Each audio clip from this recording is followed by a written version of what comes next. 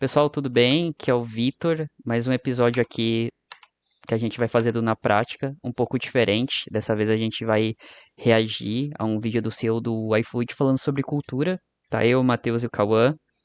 Salve aí, pessoal. Boa noite, É, pessoal. Boa noite. E a gente vai comentar Boa mesmo noite. sobre cultura empresarial, principalmente ligado a empresas, um pouco das nossas experiências, obviamente sem citar nenhum tipo de empresa. Mas vendo também a importância, falar sobre cultura, uma coisa que não é tão enraizada assim, em nós brasileiros, até porque nosso nível médio de emprego também, salário, não dá essa oportunidade. Mas vamos reagir aqui, ver o que ele tá falando. Eu cheguei a ver esse podcast completo e eu gostei bastante da visão dele, soltar aqui. Lance que volta para a cultura, que assim, é muito fácil ser assim quando você é pequeno. O iFood hoje tem 8 mil pessoas trabalhando lá. Só no escritório. Gigantesco. 8 mil pessoas. Com 8 mil pessoas, cara, você não consegue mais regular no É, olho. Então só consegue regular pela cultura. entendi. Eu vou te falar que assim, agora a gente tá com essa minha nova posição, né? Que agora eu sou o CEO do Grupo Flow também. Chique, hein? É, chique, né? LinkedIn fica Tem bonito, que né? colocar lá no LinkedIn. Eu não sou muito ligado nessas paradas, porque assim, eu sou, na verdade, criador de conteúdo e eu tô é, tendo que estar nessa posição, porque. E para mim é importante no fim das contas, porque eu acho que tem isso. Quando eu coloco, quando tem alguma outra pessoa fazendo assumindo esse lugar, não que a gente. Não que não dê para ser uma pessoa de fora, mas quando sou eu acho que eu consigo difundir a cultura de uma forma muito mais eficiente, no fim das contas, porque para mim é muito importante ter a galera junto comigo pelo melhor motivo possível. Porque, por exemplo, o que eu quero dizer com isso não, a última coisa que eu quero, não é a última, mas uma das últimas coisas que eu quero é que as pessoas venham trabalhar aqui comigo, com a gente, é, porque é um emprego. Eu quero que as pessoas venham trabalhar pela mesma razão que você foi trabalhar no iFood. Que assim, isso daqui é maneiro, cara. Olha a quantidade de coisa que dá pra gente fazer junto. Olha. Então, e para isso as pessoas. Cara, eu vou pausar aqui. Não sei se tá saindo tudo certinho pra vocês, mas eu já considero que esse pensamento é pensamento de fintech e startup. Uma empresa tradicional nunca vai ter esse tipo de pensamento, sendo bem sincero, cara. Acho muito difícil, dentro da cultura de uma empresa grande, renomada no mercado, mais conservadora, ter esse tipo de pensamento. Muito difícil. Não sei o que vocês acham. Feito e colocando um adendo, nem sempre a pessoa quer um lugar legal para trabalhar, às vezes ela só quer ser bem remunerada, ter boas condições de perspectiva de carreira, né? Então a gente precisa chegar nesse equilíbrio, né, entre o que as pessoas realmente querem e o que as empresas estão tentando vender, né, de benefícios, oportunidades. O que você pensa, Cauã?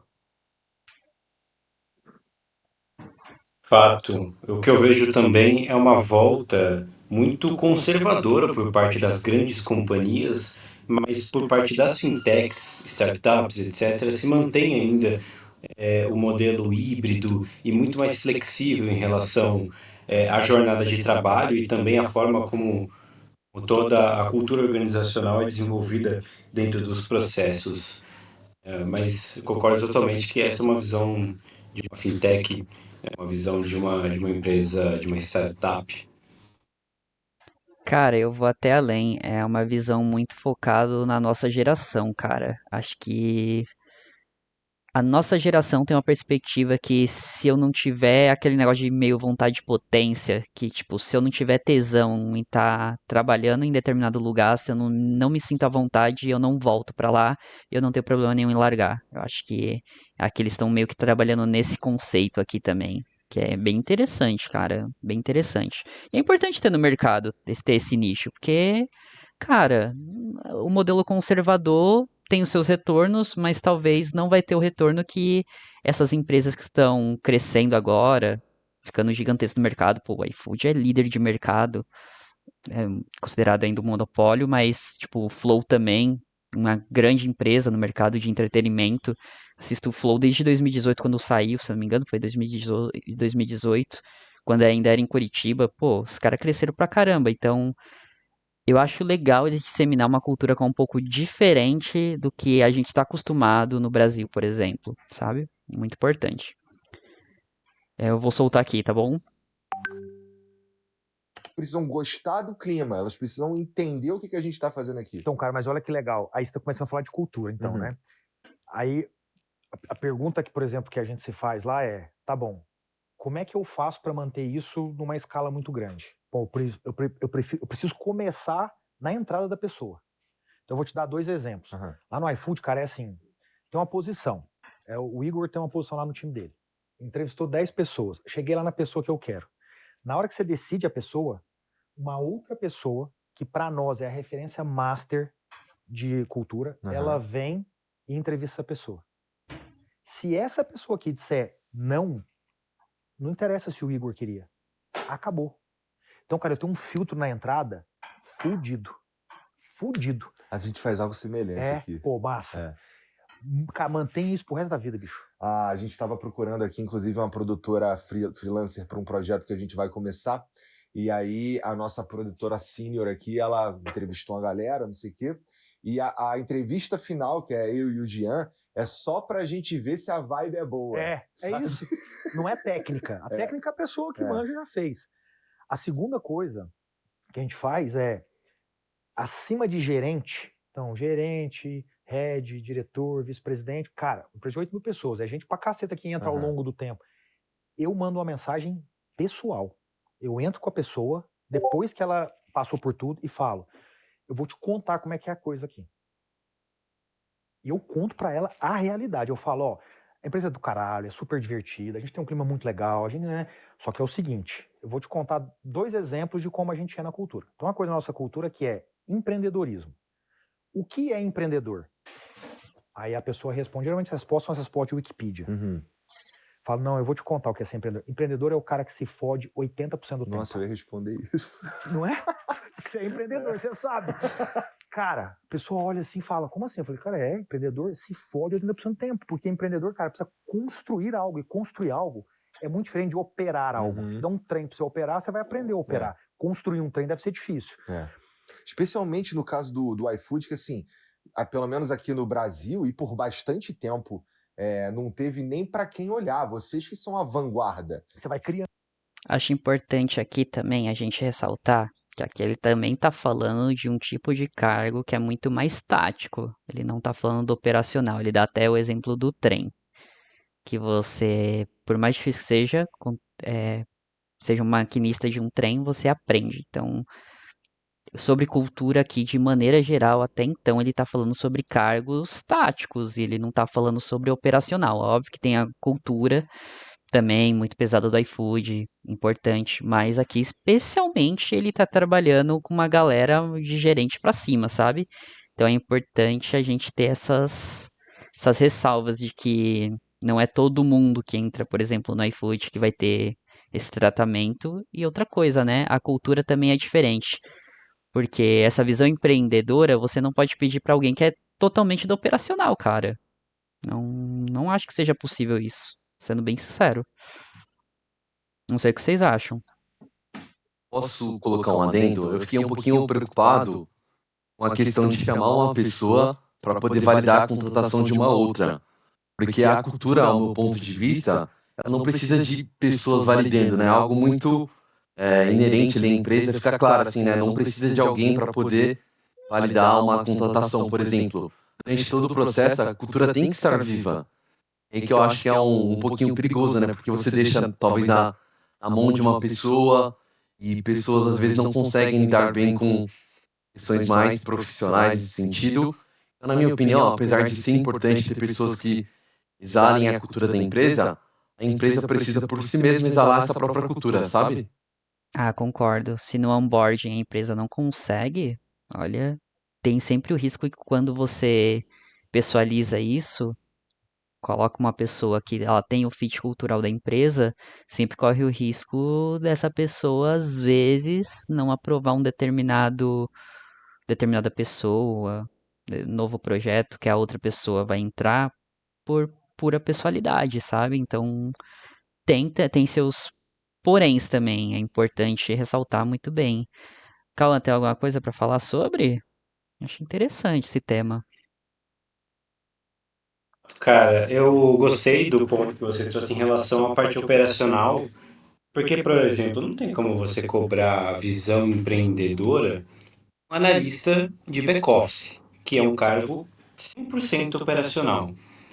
Mas essa questão da, da empresa em si exalar a cultura, eu gostei bastante também do ponto, Matheus, porque assim, a empresa em si, ela tem que ter segmentado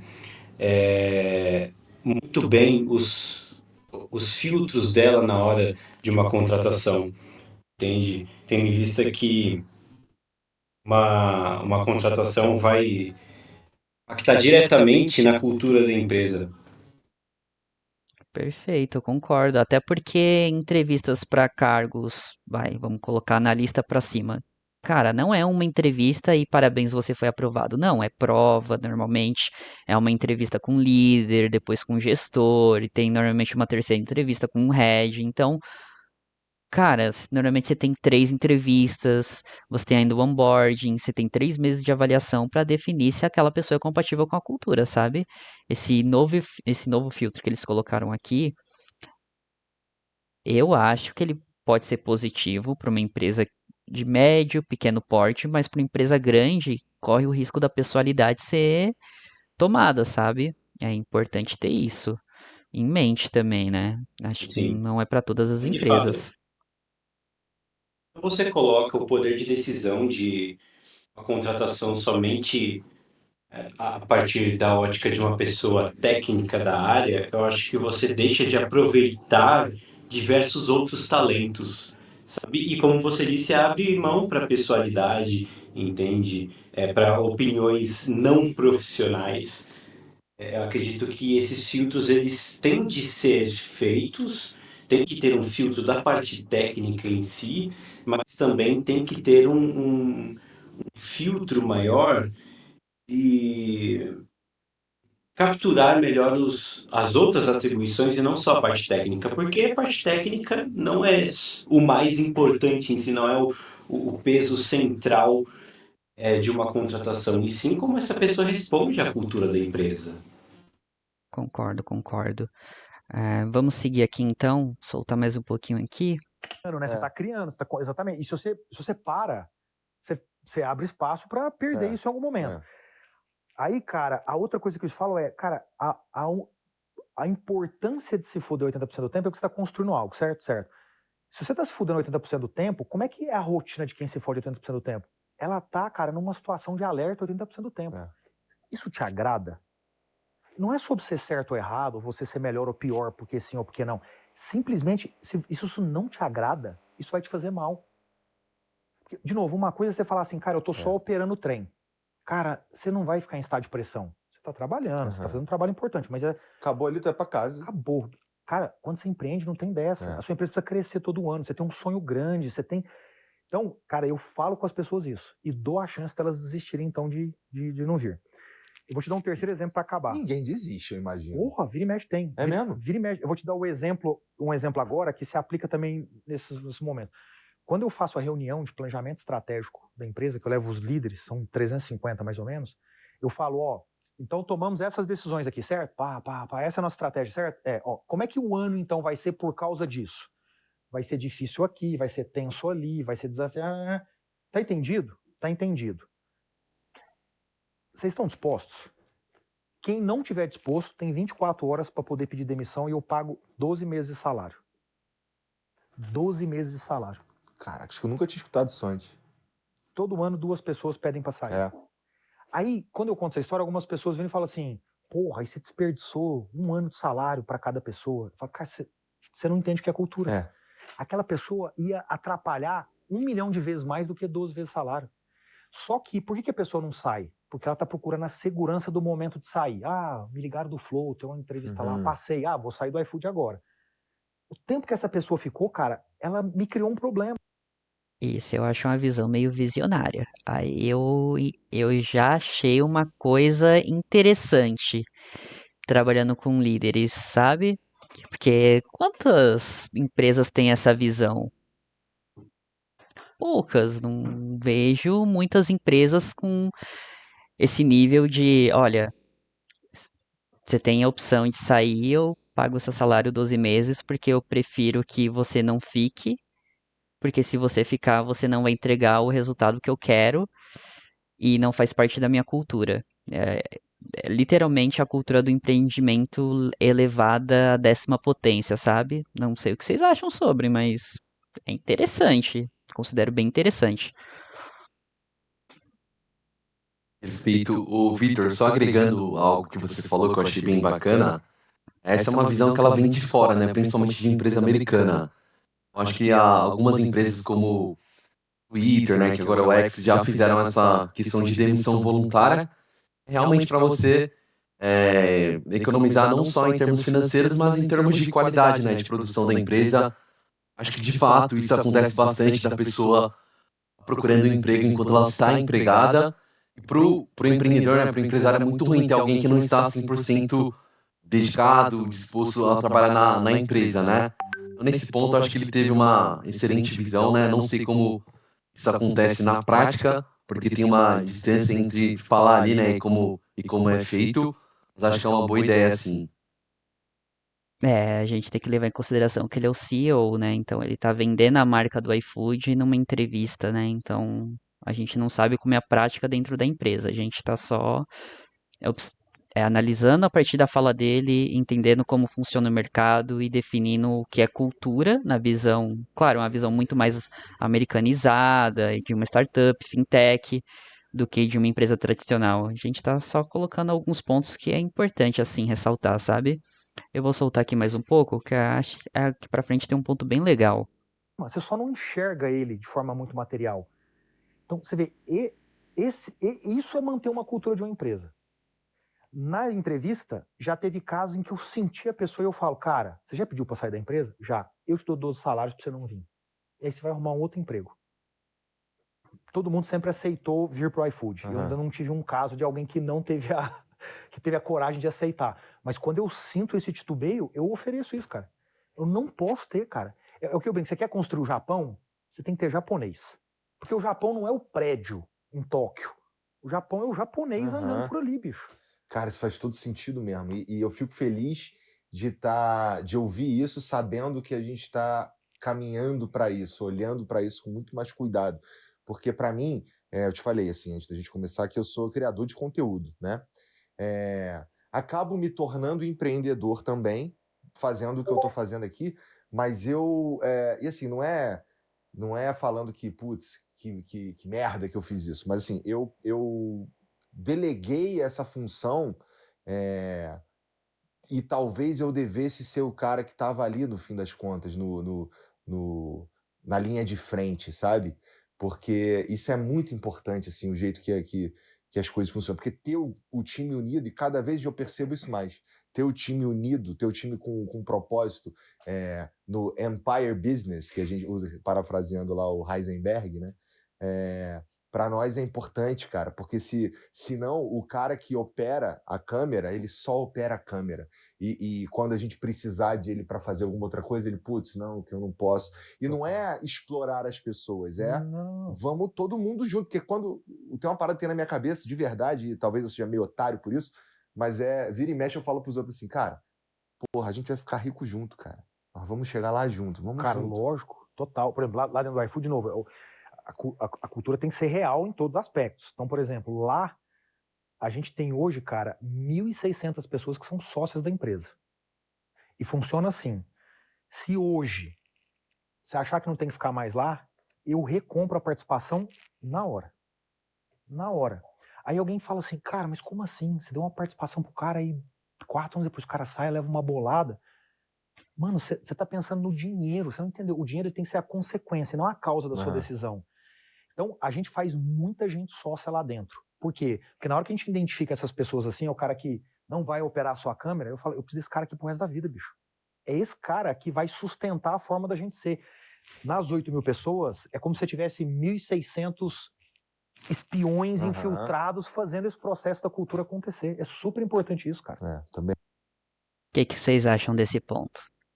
Olha, Eu gosto muito dessa visão mais americanizada de cultura. Acho muito importante, é um ponto a qual cada dia mais eu olho para o mercado e eu falo, eu só quero trabalhar em empresa que tenha um determinado perfil, que é o perfil que eu acredito de valores e que eu consigo dar o meu máximo, sabe?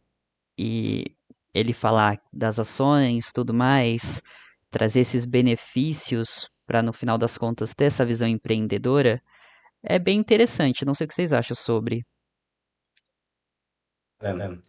Em relação a esse negócio de pagar os 12 salários e tudo mais, eu acredito que seja muito mais na alta gestão, mas isso mostra muito, assim, um grande comprometimento com a cultura da empresa, porque, pô, imagina o quanto que um gestor ruim vai impactar diretamente nos resultados, até mesmo financeiros da empresa. Por exemplo, um gestor de vendas. Imagina quão ruim ele pode impactar não só na cultura, mas nos resultados por conta de uma má gestão. E essa questão que ele falou, eu achei muito interessante, né, dessa visão mais americanizada, porque caiu como sob medida na geração que a gente está hoje, cara. Porque o que eu vejo na geração Z é principalmente essa visão de alavancagem que a gente vê nas empresas. Ok, entrei na empresa e como que essa cultura, como que essa empresa pode impulsionar a minha carreira, né? E quando se tem essa alavancagem, eu vejo uma cultura de produção muito mais forte, entende? Eu vejo as pessoas muito mais motivadas para poder trabalhar, para poder produzir, porque vem esse vislumbre de uma alavancagem através dessa empresa, dessa oportunidade, dessa vaga. Perfeito, perfeito. Não sei se com o Matheus foi assim, mas contando uma experiência pessoal, cara, literalmente, como eu tô tendo a oportunidade de escolher para onde eu vou dar o segmento da minha carreira, eu escolhi o local que, literalmente, eu sei que é até um slogan que eles falam que é dentro de um ano aqui dentro você terá 5 anos no mercado de trabalho. Então, em um ano você vai aprender a mesma coisa que 5 anos. Que é isso, alavancagem de carreira, conhecimentos novos, buscar por melhoria constante, por resultado, e no final das contas a empresa também ganha com o seu desenvolvimento. Então a empresa está investindo em você sabendo que ela vai ter um retorno maior sobre. E você também vai crescer como carreira. Não sei o que o Matheus pensa sobre, mas para mim se tornou um valor importante nesse momento da minha vida e que nas outras empresas onde eu trabalhei era, então, você é do operacional, maré mareia, sapo sapeia e você vai continuar fazendo sua função aí. Se você escaneia um papel todo dia, você vai continuar fazendo isso. Se você mudar disso, tá errado, sabe? Então, para mim, virou um valor muito importante.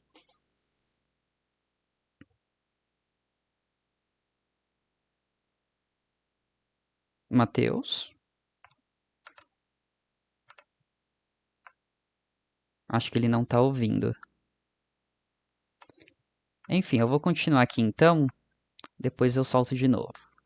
Também acho, também acho. Vamos lá, mas aí tu já escreveu o livro e tudo, né, cara? Cara, eu sou apaixonado em educação. Apaixonado. Interessante. Eu dou aula desde o meu 4º ano de faculdade. E faço isso por paixão, porque dar aula no Brasil, infelizmente, por esse país é o que é, não dá dinheiro. Eu dei aula há 7 anos, mas eu dei aula de inglês. Mas mesmo assim, você sabe, você bateu num tetozinho ali e você fala, cara, não consigo prosperar mais, né? É uma merda. Eu já tinha sido promovido 4 vezes, 5 vezes, sei lá, e o cartão de crédito dele todo mês. Direto. Dava o máximo de aula possível, substituía todo mundo e vivia adulto também. Eu adoro educação, cara. Aí aconteceu, cara, quando eu saí do direito e fui para finanças, eu escrevi meu primeiro livro. Chama Finanças Aplicado ao Direito. É um livro, cara, isso foi assim há 15 anos atrás. Livro técnico e tal. E foi uma experiência muito legal, assim. Eu acho que eu me senti mais orgulhoso de escrever do que o livro vender ou não vender, sabe? Eu não sei, parece cara, olhar um livro assim e falar, caralho, foi eu que escrevi isso aqui, massa. Um dia eu vou escrever um livro. Eu me senti muito feliz, assim. Aí, cara, eu continuei dando aula e ao longo do tempo eu desenvolvi um pensamento sobre por que o Brasil é uma merda, né? E por que o Brasil é uma merda? Cara, o Brasil é uma merda pelo seguinte, cara. O Brasil, ao longo da sua história, ele foi criado a partir de uma cultura de subserviência. Aham. Então, assim, o português veio pra cá e falou assim, você aí, faz assim, certo? A elite econômica e política daquele momento foi ela que foi pro império e foi ela que foi pra república. Até hoje. Se você pegar os trabalhos que mapeiam a árvore genealógica da política, quem está aqui hoje governando esse país, e o governador não é tô falando do presidente, tô falando de todo mundo, é filho de não sei quem, que era neto de não sei quem, que era sobrinho de não sei quem, que era o filho. O que eu quero dizer com isso? Existe uma perpetuação de uma lógica econômica e política no Brasil desde a colônia. A ausência de você pensar lá na França, da Revolução Francesa, na Inglaterra com a burguesia, nos Estados Unidos com o Norte em relação ao Sul, essas emergências de alguém mais empreendedor, que vão mudar o status quo, não existe no Brasil. Aqui é um ponto interessante, que na faculdade, aula de História do Pensamento Econômico, você já vai ter ali no começo, que é as revoluções democráticas da burguesia, de maneira geral, vamos colocar num conceito meio marxista, que é o começo do liberalismo no século XVII e XVIII, não é a defesa da propriedade privada apenas, mas o ataque à aristocracia e o absolutismo. Aqui pra mim, é a mesma coisa, cara.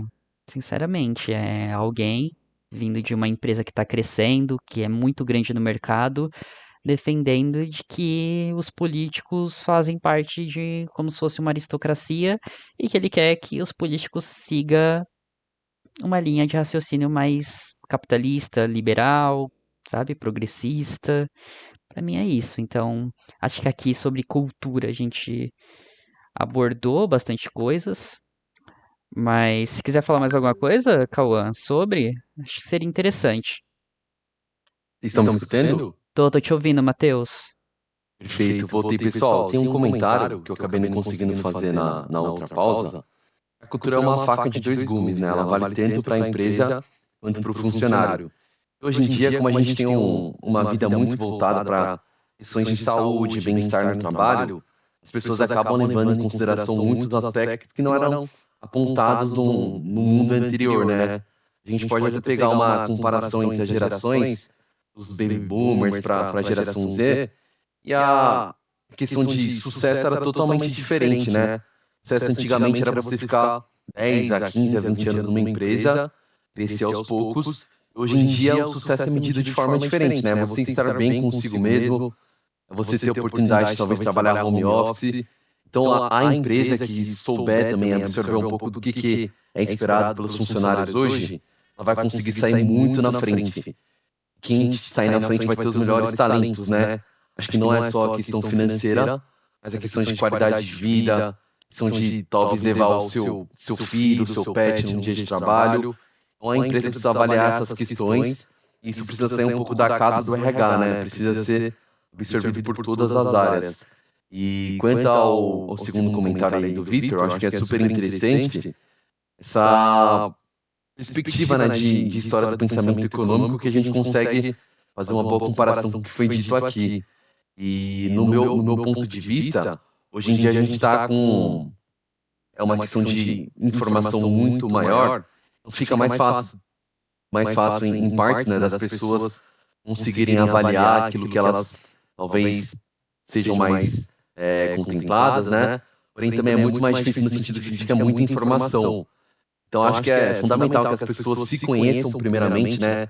E que é importante para você enquanto pessoa, profissional, procure empresas que se encaixem nessa linha. E as empresas têm que ter uma seleção um pouquinho mais personalizada, né? Apesar de ter bastante tecnologia, eu acho que tem muitas pontas soltas, né?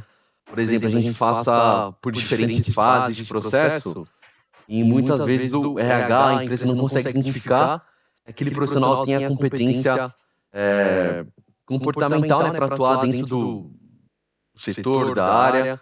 É muito voltado ali talvez para uma competência técnica, ou talvez para uma questão da conveniência com um grau de formação do funcionário, que é super importante também, mas que o profissional precisa ser avaliado de uma forma muito ampla, né, de uma forma de 360 graus. É isso que eu queria trazer aqui para vocês. Perfeito, Matheus. Eu tinha comentado anteriormente, acabei fazendo uma pergunta, acho que você tinha caído, que era eu dei o meu exemplo, né, que em determinado momento eu tive agora, recentemente, a opção de escolher que empresa eu gostaria de participar, entrar, me desenvolver profissionalmente. E dentro disso eu escolhi uma empresa que tem um slogan que é um ano aqui dentro é o que vale a 5 no mercado de trabalho, que é esse crescimento acelerado de carreira que você vai se desenvolver, a gente te ajuda nessa parte e você cresce junto com a gente. Para você, o que foi a escolha que hoje você coloca como principal dentro da cultura? Porque essa foi a minha principal, esse crescimento acelerado. O que foi para você assim? Feito. Essa é uma pergunta muito boa. Eu acho que a gente precisa se fazer essa pergunta muitas vezes, né? Em várias etapas da nossa vida. E respondendo, para mim é muito importante trabalhar numa empresa relacional. Porque eu sou um profissional que gosta de ter abertura ali para conversar com outras áreas, gosto de ter essa troca cotidiana com líderes, com gestores. Eu acredito que para eu demonstrar toda a minha capacidade de liderança, capacidade de construir algo juntos, né? Que no meu ponto de vista, liderança não é você mandar, você ajudar a construir algo maior do que você mesmo, sabe? Talvez trabalhar numa empresa que consiga desenvolver uma questão mais ligada à parte de melhorar a vida das pessoas, talvez ajudar a contribuir para uma melhora na sociedade como um todo. Para mim é muito importante ter os valores parecidos, né, em termos de o quanto confortável vou estar ali de estar naquele ambiente, o quanto eu vou aprender cotidianamente, o quanto eu vou ser exigido. Acho que é muito importante a gente estar em ambientes que tirem o máximo da gente, né? Nunca ficar 100% confortável em um lugar. Bom você se sentir desafiado, oportunidade talvez de migrar de área, de conhecer outros setores. Então, para mim, isso é fundamental. E a partir dessa perspectiva, só procuro trabalhar em ambientes, corporações que me proporcionem esse sentimento, né, de estar construindo algo grande, de poder, de fato, participar ali da cultura, ser mais do que uma mão na engrenagem, sabe? Perfeito, perfeito. Agora que a gente vai para as considerações finais, vou abrir espaço aqui para o Cauã, se ele quiser falar alguma coisa. Da minha parte, eu já falei tudo que eu podia falar sobre o tema. Tem mais alguma coisa, Cauã, gostaria de falar?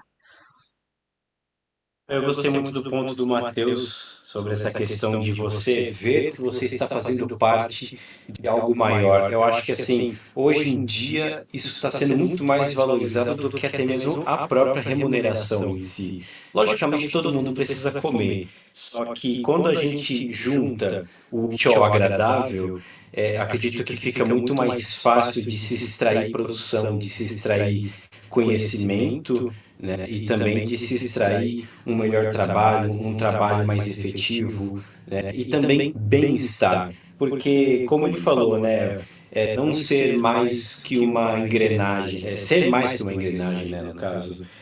E isso é muito bom porque se encaixa naquilo que eu falei em relação à alavancagem. Como que eu posso crescer nessa empresa? Essa empresa, ela está me dando oportunidade para isso?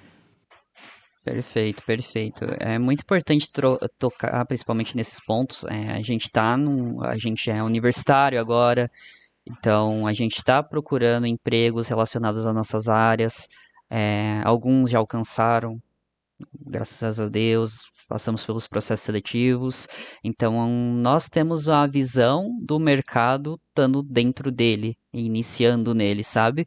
Então, é muito importante a gente ter essa visão e passar para outras pessoas que estão iniciando também, estão na mesma trajetória. O intuito desse canal é isso, trazer nossa perspectiva e ajudar companheiros que estão na mesma fase, um pouco mais para frente, um pouco mais para trás, a desenvolver habilidades e também a parte de não só a parte técnica, mas também cultura, relacionamento e outras habilidades. Tanto que aqui sempre vai ser um canal aberto para quem quiser participar da nossa turma, da faculdade, até pessoas de fora que querem entrar em contato. Muito obrigado ao Matheus, ao Cauã pelo tempo. Por favor, quem estiver assistindo até o final, se inscreve no canal, deixa um like. E é isso, pessoal. Muito obrigado pela presença novamente, Matheus, Cauã. Um forte abraço e nos vemos na próxima. Valeu!